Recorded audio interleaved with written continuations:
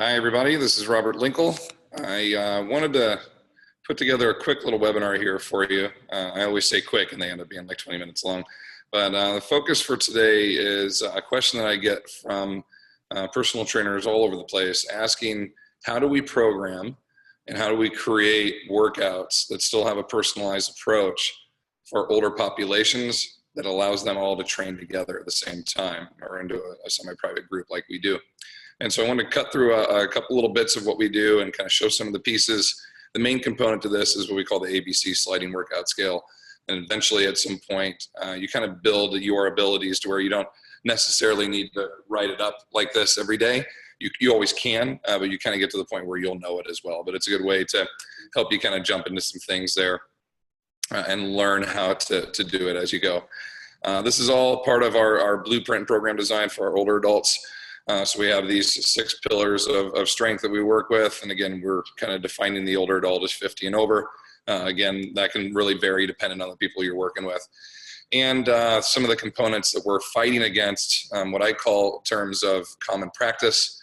This is our industry kind of making things as we've gone along, and everybody just kind of follows because that's what everyone else has done.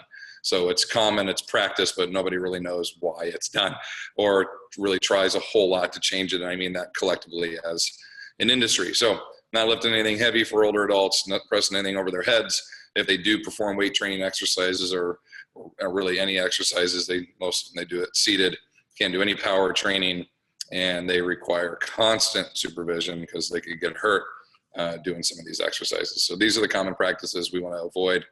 And this is just a really quick little snippet of our mini macro cycle. I went into this great depth in our, well, not great depth, but decent depth in our last webinar.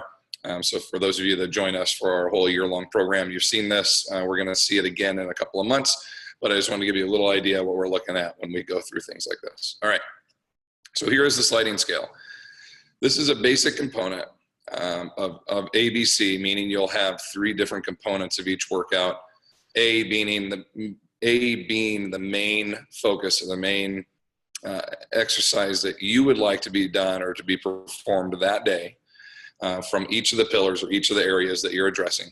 And then if there's a reason that one can't be done, they can basically slide to the B variation, which would be a regression or just a variable. Who's to say, you know, like a landmine row versus a dumbbell row is harder or easier for, you know, one specific person. So it's really not, this is a easier version. It's just another variation or another option that might be a little bit easier to perform for the majority of populations. But again, it's not fail-proof, okay?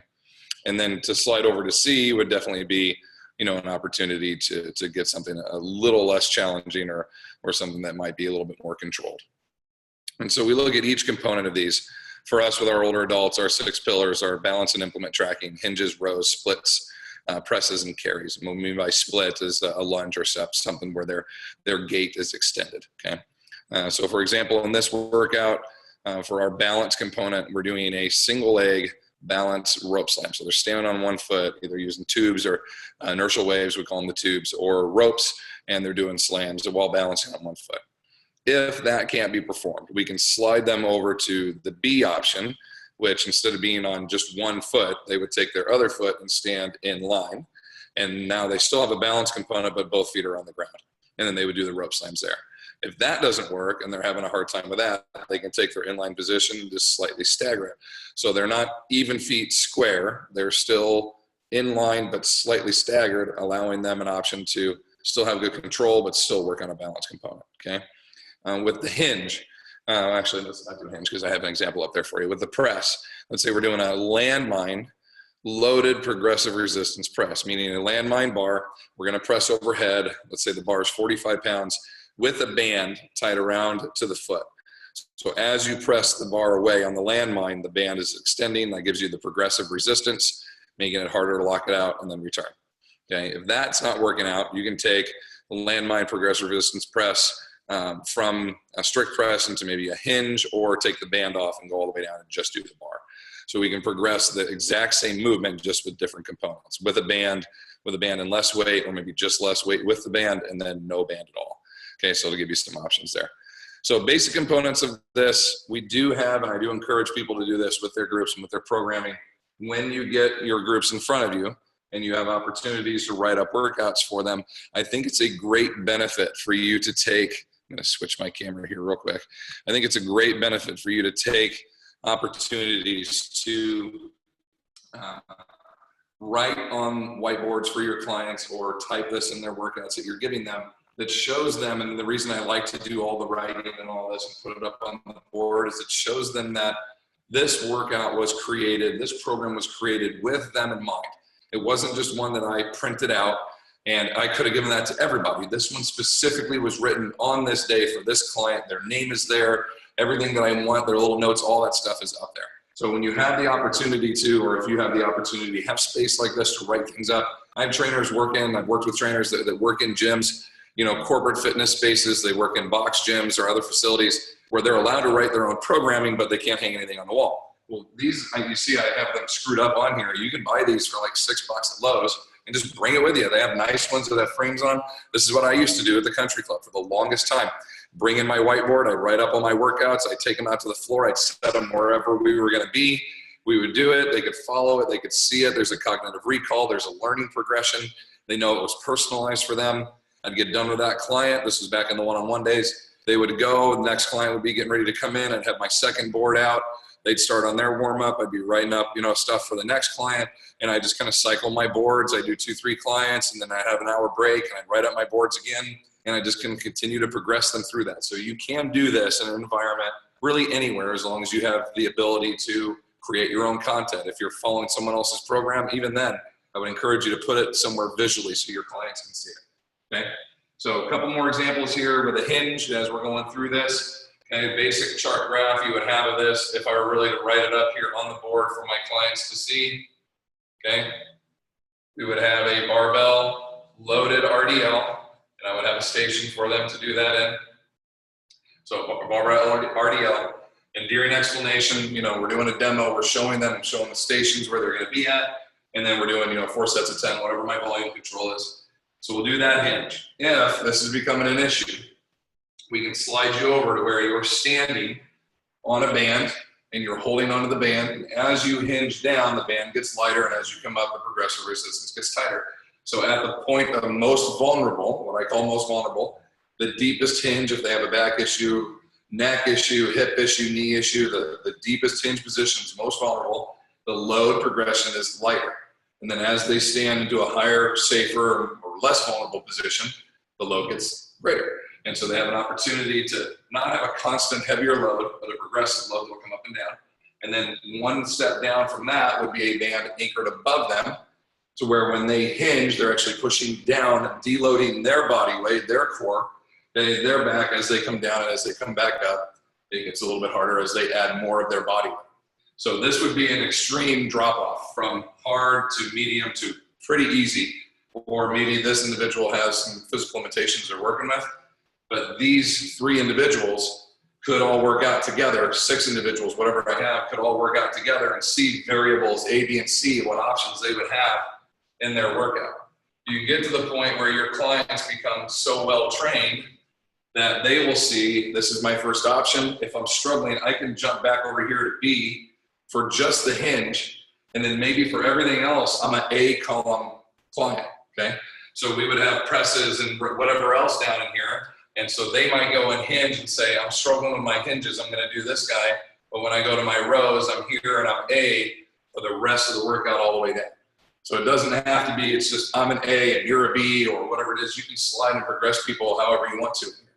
And then on this, as you come along, you can put in here and be like, Susan, you know, this is you over here for sure. Make sure we're deloading. And then, you know, Jerry over on here, when you do the rows, I need a neutral grip rather than a pronated grip. Whatever little comments you want to make, whatever little components you want to put in. And so when you see our boards over on this side, you see all the personalizing that we put into this, okay? All these little bits that I add in, their names and their programs and the specifics of what I'm asking them to do and how they're progressing through their workouts. And there's our whole, that's our whole chart, that mini macro cycle I was showing you there. That's all that. That's our whole year of programming, all built into that, okay? So that'll give you a little idea or a little thought process here of what we do. So long story short, it gives you an option to work with your clientele to get them to a point where they can make the decisions for themselves, or you can continue to do this with them where they have the option to slide back and forth. They get to see what they can pick from. You can kind of slide, put them where you want. You can personalize it as you want to. They get to see that on a daily basis, the programming that you have created for them was specifically designed for them. When I talk to personal training clients, and every time I'm in an airport, I'm at anywhere, number one, I have a very strong connection to my demographic. I've gone through surgeries and different physical limitations to where I empathize and I relate to the older population differently than most people do. And I'm not saying that you all need to do that. I mean, empathizing is good, it's good, but I have just a different connection to people, older pops that have gone through hip replacements or cancer or surgeries or whatever this is. So I willingly seek people out to talk to them and discuss things with them. And almost every discussion I'll have with someone, I'll say, well, you know the benefits of resistance training and having a fitness program. And they go, absolutely. Everybody knows this. Why do they not participate? Number one answer that I get, they don't trust the person they're working with. Young personal trainers don't get it. They don't know what it's like to be old, et cetera, et cetera. I understand that. That's where knowledge to this comes in. You don't have to go out and break your hip and get a hip replacement to be able to connect with your demographic. But you need to know as much as you can, as much as you possibly can about it, right? The second part to that, not only is it knowledge-based of not thinking that that individual will give them the opportunities to be safe and to train well, they really have to trust the person they're working with. They have to find value in what they're doing. They don't have 4, 5, 6 days for an hour every day to train. They want to do this on short bits, specific, be the best they can with the limited time that they have, the best bang for their buck for that, so to speak. So there's another knowledge component on us too. How can we get little bits and little bouts of really good programming specific to the client to make this happen for them, okay?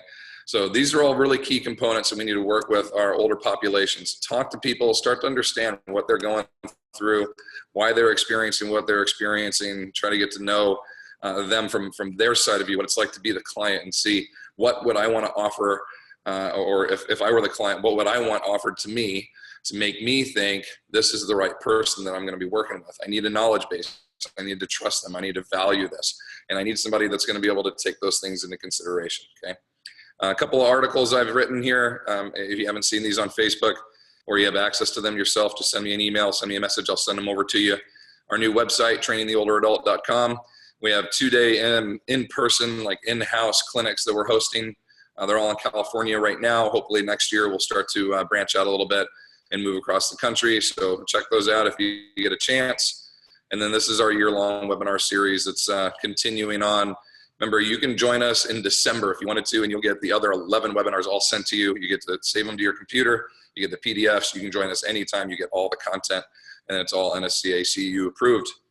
Our last slide here. I love working with personal trainers and making them better. I want to be able to help you all get to this next level in your career, but also the better we all do, the better collectively we are, the better impression we have in our industry, and that's something we really struggle with. You talk to the average personal training client, and they feel like we're kind of a joke and that we don't really know what we're doing. And so the more opportunities we have to all increase, it only benefits all of us, I think. And then in turn, you get to help more people. So the reason I'm saying that is there's my contact info. That's my personal cell phone, my personal email.